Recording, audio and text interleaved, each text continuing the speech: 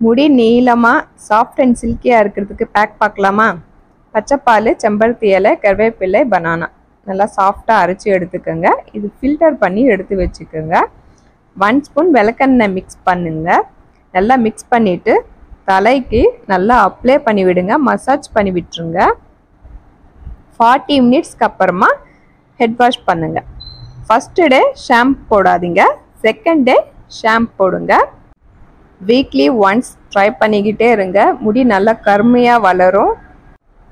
நம்ம முடி வாரும்போது பார்த்திங்கன்னா ரொம்ப அந்து போயிடும். அந்த மாதிரி அந்து போகாமல் இருக்கிறதுக்கு இந்த மாதிரி நல்லா ஸ்ட்ரென்த்தாக உள்ள பேக் நம்ம ஹேருக்கு போடும்போது அந்து போகாமல் இருக்கும், வெடிப்பு இல்லாமையும் இருக்கும். கண்டிப்பாக இந்த பேக் அப்ளை பண்ணி பாருங்கள், நல்ல ஒரு ரிசல்ட் இருக்கும்.